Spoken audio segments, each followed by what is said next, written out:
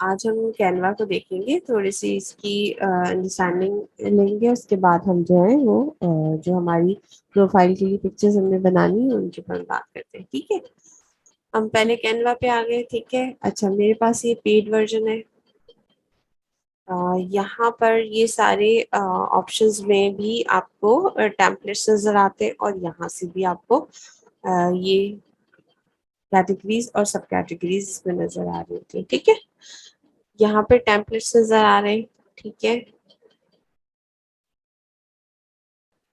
आपने जिस भी तरह का टेम्पलेट तलाश करना है, ये थोड़ा उससे सर्च आसान हो जाएगी। ये भाई बिजनेस टेम्पलेट ढूंढना है या सोशल मीडिया के लिए ढूंढनी है या जो भी है। ठीक है ना, ये इस तरह से। उसके अलावा सर्च का ऑप्शन हमेशा यहाँ मौजूद है, आपको क्या चीज चाहिए यहाँ से तलाश कर सकते हैं।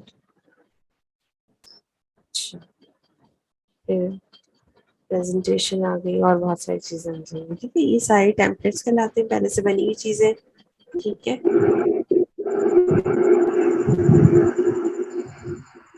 जो भी पार्टिसिपेंट जो है वो दरमियान में शामिल हो, वो म्यूट होके ही शामिल हो या खुद से म्यूट कर ले। ठीक है, अच्छा हमने टेम्पलेट्स को देख लिया। क्या होते हैं टेम्पलेट अभी मैं बताती हूँ। ठीक है, प्रोजेक्ट्स है। इसमें ये होता है जैसे ग्रुप में कई लोग हैं, तो उन सबके प्रोजेक्ट्स यहाँ पे आ जाएंगे। ठीक है, हमारे अपने भी प्रोजेक्ट्स यहाँ पे नजर आ रहे थे जो हमने काम किया होते हैं सोफा, और ग्रुप के प्रोजेक्ट्स नजर आते हैं। ये जो आपको अधूरे अधूरी चीजें नजर आ रही हैं, ये मैं जब फुटशॉप फ्री हैंड वगैरह पे काम कर रही थी, कुछ काम मैं यहाँ से करती हूँ। उसके मैं वो उतना काम करके अपने पास डाउनलोड करके अपने फिर इलस्ट्रेटर या फोटोशॉप पे ले जाती हूँ उस फाइल को। ठीक है, अच्छा यहाँ से हमने डिफरेंट चीजें हैं ये अवेलेबल है। अच्छा, ब्रांड में ही होगा कि मिसाल के तौर पे आप डिफरेंट ब्रांड्स के लिए काम कर रहे हैं। जैसे मैंने ये एविनॉक्स के लिए काम किया था, या खान जी एक ब्रांड उसके लिए काम किया था। तो मैंने उनका जो है वो ब्रांड कलर्स, उनके ब्रांड लोगो और उनका जो उनकी जो जो टेक्स्ट है, फाइल फॉन्ट है, उसको मैं यहाँ ऐड कर लिया है मैंने ना, मिसाल के तौर पे। तो अब इसमें क्या होगा, जब भी मैं कोई काम करूंगी एविनॉक्स के लिए, तो मुझे ये खुद ब खुद हेल्प कर रहा होगा कि ये वाले कलर्स चूज करने और ये टेक्स्ट यूज करने। ठीक है ना, जिससे ये फायदा होता है ब्रांड किट से। ठीक है, अच्छा अच्छा अब हम आ जाते हैं किसी एक प्रोजेक्ट के ऊपर। ठीक है, ताकि हम पे काम शुरू कर सकते हैं। अच्छा, हम नया प्रोजेक्ट भी क्रिएट कर सकते हैं, क्रिएट अ डिजाइन से, और किसी टेम्पलेट से भी शुरू कर सकते हैं। ठीक है, यहाँ पे क्रिएट अ टेम्पलेट। अगर आपको कोई स्पेसिफिक साइज चाहिए तो आप यहाँ से क्रिएट टाइम डिजाइन से करेंगे, और यहाँ पर आपने अपनी मर्जी का साइज रख लेना है। अगर आपको पहले से पता है कि आप किस काम के लिए डिजाइन करें, तो यहाँ पर उन्होंने इसकी रेजोल्यूशन दी हुई होती है। ठीक है, कि भाई आपका जो कैनवस होगा उसकी क्या रेजोल्यूशन होगी। ठीक है, हम यहाँ से किसी टेम्पलेट पे ही जाके काम शुरू कर लेते हैं, या यहाँ पर लिख देते हैं मिसाल के तौर पर। ठीक है,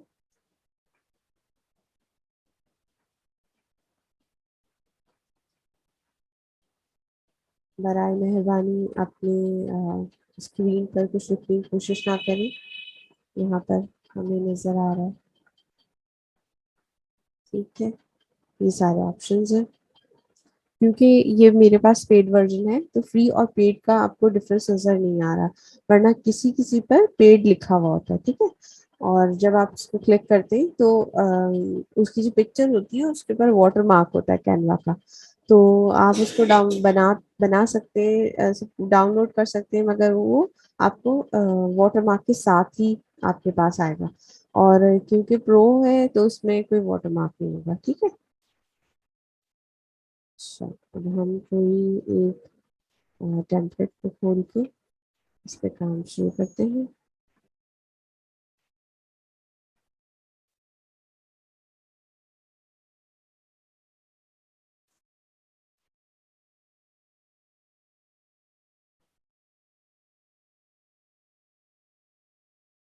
अच्छा, अब ये देखिए, ये आपका वर्क एरिया है। ठीक है, यहाँ पर हम काम करते हैं। अब इसमें क्या क्या ऑप्शन है, पहले इसको देख लेते हैं।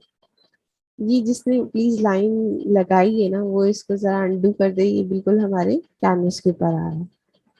अच्छा, अब यहाँ से देखते हैं ये क्या करता है। ये लॉक का निशान है ना, ये क्या करेगा, यहाँ इस एक पिक्चर के ऊपर बहुत सारी फर्दर चीजें हैं।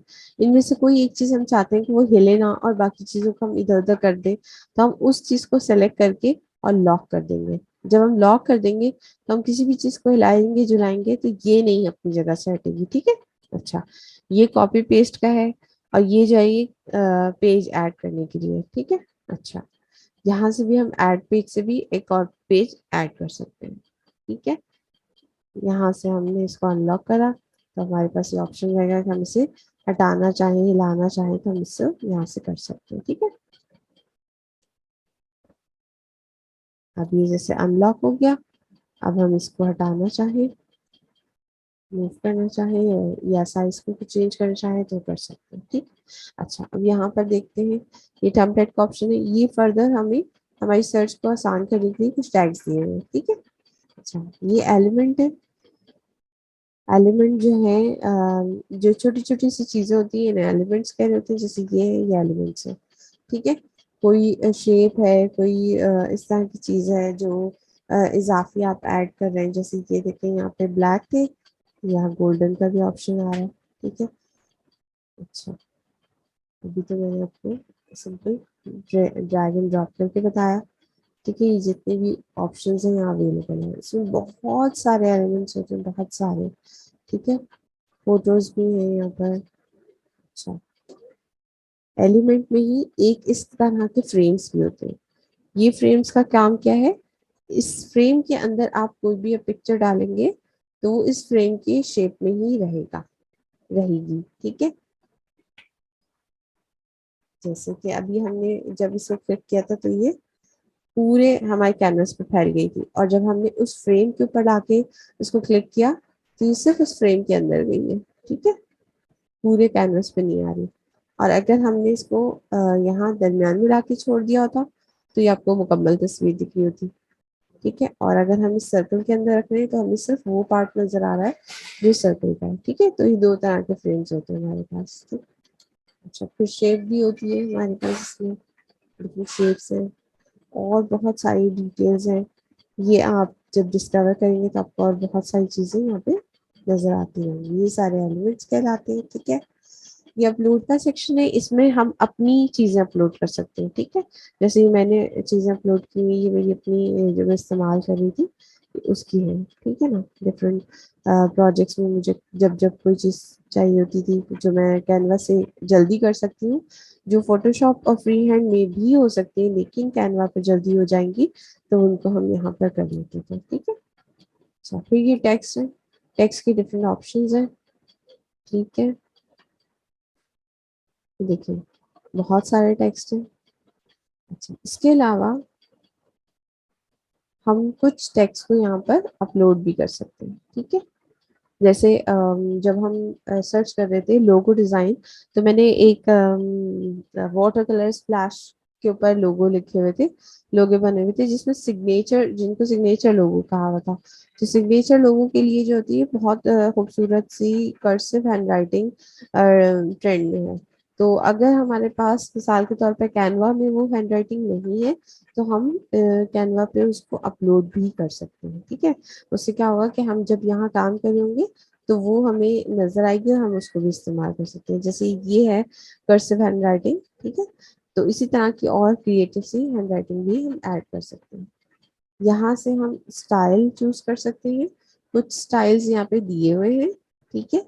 और कुछ हम खुद से क्रिएट भी कर सकते हैं, जैसे मैंने आपको दिखाए थे ब्रांड किट में।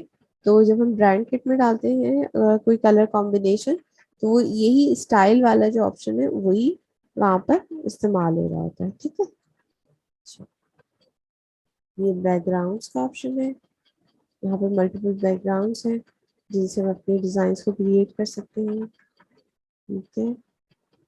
और ये जो दो हैं, ये ऐसे ऑप्शंस हैं जहाँ पर आप स्टॉक इमेजेस यहाँ पर सर्च करके हासिल कर सकते हैं कैनवा में। यानी अगर मिसाल के तौर पर हम किसी और प्रोग्राम में काम कर रहे हो, फोटोशॉप या फ्री हैंड में काम कर रहे हो, और मुझे एक तस्वीर लेके आनी है, तो फिर मैं उसको वेब ब्राउजर पे सर्च करके निकालूंगी।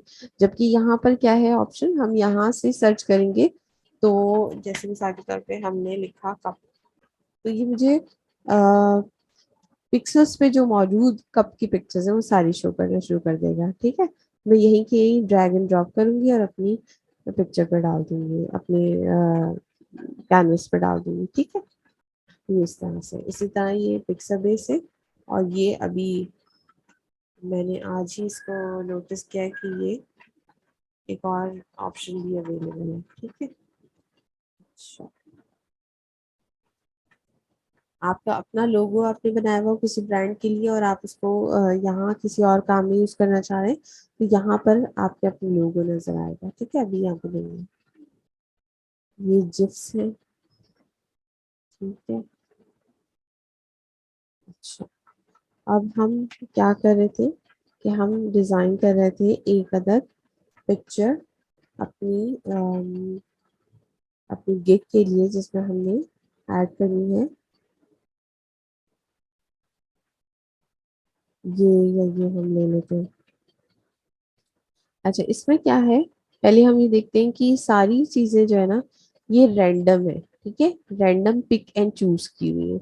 ये जिस भी डिजाइनर ने बनाया है, ये एडिटेबल होती हैं ये चीजें, कुछ हद तक एडिटेबल होती हैं, नॉट कम्प्लीटली।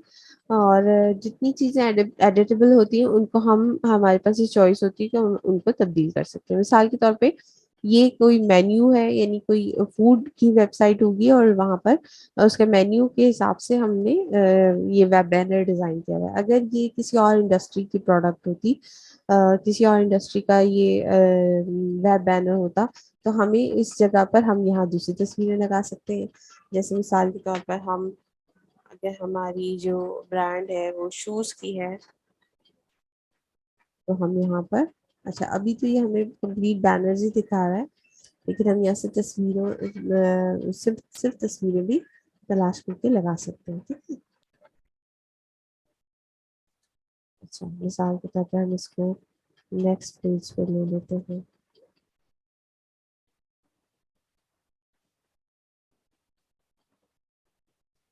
अच्छा, नहीं वो नहीं है, ये मैं समझ रही थी। अच्छा, ये देखिए, ये अभी आप ये देख रहे हैं ना, जिस तरह का ये बना हुआ है वेब बैनर, तकरीबन इससे मिलता जुलता ही हमारे पास जो हमने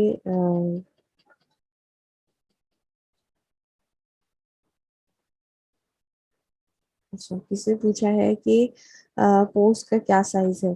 तो जब हम किसी क्लाइंट के लिए काम करते हैं ना, तो जो साइज वो देता है हम उससे उसके हिसाब से चलते हैं।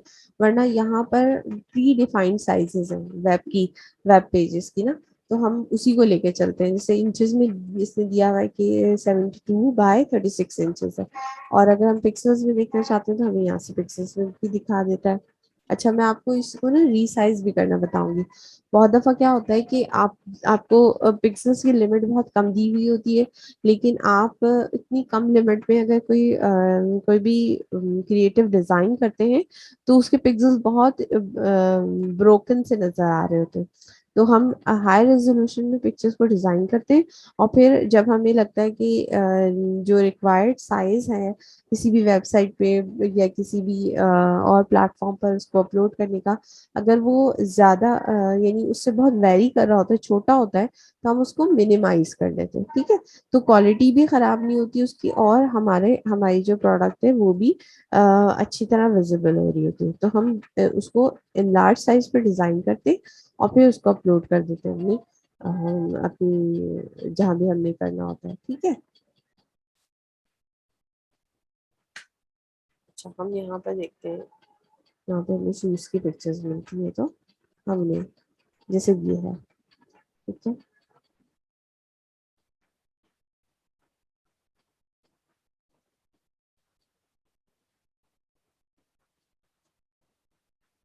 ठीक है, ये देखिए यहाँ पे आ गई।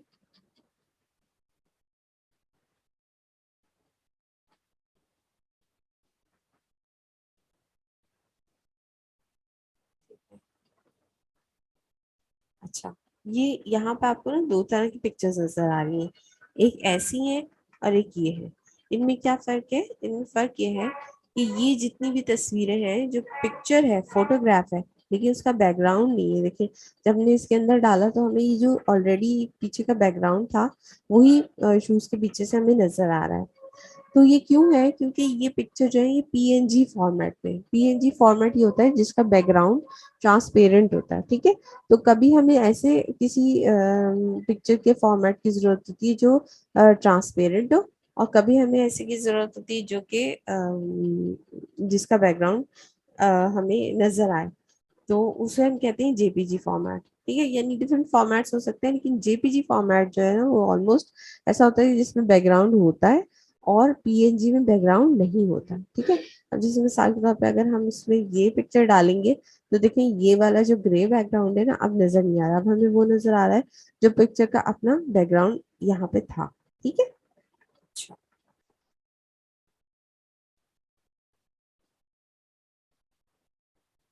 तो दोनों ऑप्शन है।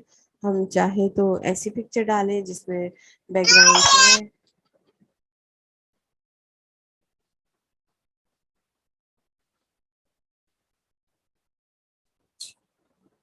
आप लोग प्लीज जब आप लॉग इन करें या ज्वाइन करें मीटिंग को, तो खुद को म्यूट कर लिया करें, ठीक है, ताकि बाकियों को परेशानी ना हो।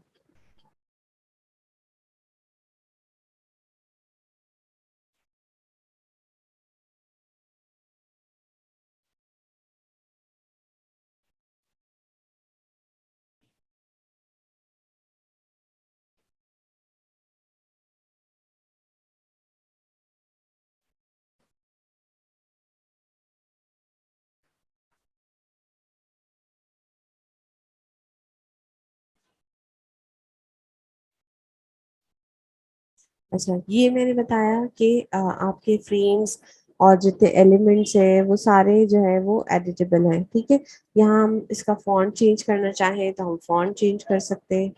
ठीक है, कैसे चेंज करेंगे फॉन्ट? यहाँ से हमें फॉन्ट नजर आ रहा है, ठीक है, हमने जो फॉन्ट इसको देना है हम वो दे सकते हैं। ये फॉन्ट का साइज है, ठीक है, छोटा है बड़ा हो जाता है यहाँ से। ये फॉन्ट का कलर है, ठीक है, कोई भी कलर हमने देना हो हम यहाँ से ऐड या चेंज कर सकते हैं। अपनी मर्जी का कलर भी यहाँ से बना सकते हैं। मिसाल के तौर पे क्लाइंट ने आपको कलर दिया हुआ है। अच्छा, क्लाइंट से आप कलर कैसे पूछते हैं? क्लाइंट से कलर इस तरह पूछते हैं, ये जो कोड है ना, ये किसी भी कलर का एग्जैक्ट कोड होता है। ठीक है, अगर क्लाइंट आपसे कहता है कि जी उसको स्पेसिफिक कलर में काम चाहिए, तो आप उससे उसके उसके कलर का कोड दे लेंगे। ठीक है, जब ये आपके पास कोड होगा, आप यहाँ पे एंटर करेंगे तो एग्जैक्टली वही कलर बन जाएगा जो उसकी रिक्वायरमेंट है, और वो आपके यहाँ पर लिस्ट में ऐड हो जाएगा वो कलर, और आप चाहेंगे तो यहाँ से जब भी आप उसको इस्तेमाल करना आप इस्तेमाल कर सकते हैं। इसके अलावा आप अगर ब्रांड किट बना लेंगे अपने क्लाइंट की, तो उसमें ऐड कर लीजिएगा, तो फिर ये होगा कि जो जितनी बार भी आप बैनर बनाएंगे उतनी बार आराम से आप उसे तब्दील करेंगे तो वो सेम आपकी उसमें रहेगा, यानी सेम फॉन्ट स्टाइल रहेगा, सेम कलर रहेगा। ठीक है, तो ये दोनों ऑप्शन है। अच्छा, जब भी हम किसी एलिमेंट को, किसी बॉक्स को क्लिक करें, अगर जो एडिटेबल चीजें होती है ना वो हाईलाइट हो जाती है, ये इसकी पहचान है। ठीक है, तो जितनी भी चीजें एडिटेबल हैं उनमें सब में एक आउटलाइन नजर आ रही है, और जिन जिन चीजों पे आउटलाइन नजर आ रही है उनमें हम क्या क्या चीजें तब्दील कर सकते हैं, ये सारे ऑप्शन मौजूद है। ठीक है, अगर फॉन्ट है तो फॉन्ट चेंज कर सकते हैं, फॉन्ट का साइज बदल सकते हैं, कलर बदल सकते हैं, बोल्ड इटैलिक कर सकते हैं। अब इसमें बोल्ड इटैलिक इसलिए नहीं आ रहा कि ये जो फॉन्ट है ये आपको ऑप्शन दे ही नहीं रहा कि इसमें फर्दर बोल्ड या इटैलिक हो। ठीक है, इसलिए नहीं आ रहा, वरना तो कोई और फॉन्ट होगा तो यहाँ से देखें ये बोल्ड और इटैलिक आपको करने का ऑप्शन दे रहा है। ठीक है, कुछ फॉन्ट्स ही ऐसे होते हैं जिनकी आपको वेरिएशन डाउनलोड करनी पड़ती है, या उनकी अवेलेबल ही नहीं होती, डाउनलोड करने का भी ऑप्शन नहीं होता। ठीक है, तो जैसा ऑप्शन है हम वैसे करेंगे। ये टेक्स्ट की अलाइनमेंट है, सेंट्रलाइज करनी है या लेफ्ट या राइट करनी है, बुलेट पॉइंट सेट करने का है, ये स्पेसिंग बढ़ाने का। अगर आप जैसे ये वाला पार्ट देख रहे हैं, यहाँ पे आपने स्पेसिंग बढ़ानी है तो हम यहाँ से बढ़ाएंगे। ठीक है, लेटर स्पेसिंग कितनी होनी चाहिए, ये लेटर्स के दरमियान में फासला बढ़ रहा है। ठीक है, अच्छा, फिर लाइन स्पेसिंग कितनी होनी चाहिए, लाइंस के बीच में कितना डिफरेंस हो, फासला हो। ठीक है, यहाँ से हो सकता है। अच्छा, फिर इफेक्ट्स आ रहे हैं, ये जितने आपको यहाँ इफेक्ट्स नजर आ रहे हैं, हम जिसको भी क्लिक करेंगे वो उसमें कन्वर्ट हो जाएगा, ठीक है, टेक्स्ट हमारा इस तरह से। क्योंकि ये खुद ही टेक्स्ट हॉलो है, इसलिए इस पे बहुत ज्यादा हमें डिफरेंस नजर नहीं आ रहा, ठीक है। हम यहाँ पे इस पे आके करेंगे तो ज्यादा हमें पता चलेगा, ठीक है। ये इस तरह से अब आपको फर्क नजर आ रहा होगा। अच्छा, यहाँ पर ये जो ऑप्शन आपको नजर आ रहा है इसे कहते हैं कॉल टू एक्शन के लिए जो है ना हम एक बटन डालते हैं, ठीक है। अच्छा, ये आपने अपने क्लाइंट से पूछ के डालना है, अगर वो कहता है कि उसे यहाँ बटन चाहिए तो आप डालेंगे, वरना नहीं। क्यों? क्योंकि यहाँ अगर हमने अपने बैनर के ऊपर बटन ऐड कर दिया तो ये रिस्पॉन्सिव नहीं होगा, ये इसकी तस्वीर का हिस्सा बन जाएगा। और अगर क्लाइंट जो है वो खुद से ऐड करेगा, यानी जो उसका प्रोग्रामर होगा वो ऐड करेगा, तो क्या होगा कि वो जो बटन होगा वो रिस्पॉन्सिव होगा, ठीक है। यानी उसको आप क्लिक करेंगे तो कोई ना कोई फंक्शन परफॉर्म हो रहा होगा, ठीक है। अच्छा, यहाँ से हम डिलीट के ऑप्शन से किसी भी चीज को हटा भी सकते हैं, इनकी साइजेस भी बड़े और छोटे कर सकते हैं, पोजीशन भी कर सकते हैं, अलाइनमेंट भी खुद ब खुद बता रहा है। जो लाइन दिखा रहा है ना एक सेंटर की, ये जो लाइंस दिखा रहा है ये इसे कहते हैं अलाइनमेंट।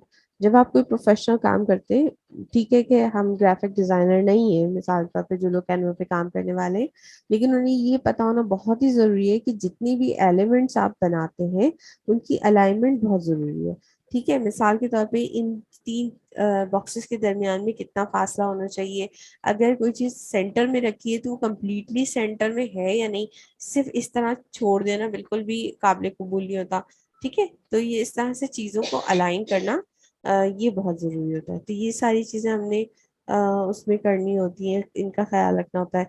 मल्टीपल चीजों को एक साथ हम क्लिक करके, शिफ्ट के साथ क्लिक करके, और उनको हम ये साथ में सिलेक्ट करके और उन्हें भी अलाइन कर सकते हैं। और करना ही होता है जब भी हम कोई भी काम कर रहे होंगे, तो हमने जहाँ टेक्स्ट या डिफरेंट ऑप्शंस एलिमेंट्स के होंगे और वहाँ अलाइनमेंट की जरूरत होगी, तो हमने लाजमी ये करना है कि चीजों को अलाइन कर लेना है, ठीक है। बगैर अलाइन किए चीजें नहीं हम आगे फॉरवर्ड करते। देखें, ये जो है ये पोजीशनिंग बता रही है, ये अलाइनमेंट बता रही है, ठीक है, कि हमारी चीजें जो है वो वर्टिकल अलाइन है या हॉरिजॉन्टल अलाइन है। कुछ चीजों को हम अगर मिसाल के तौर पे हम चाह रहे हैं कि बहुत जितनी भी चीजें हमने सेलेक्ट की वो सब लेफ्ट से अलाइन हो जाए, तो वो देखते हैं यहाँ पर आपको लेफ्ट से अलाइन हुई भी नजर आएंगी, ठीक है।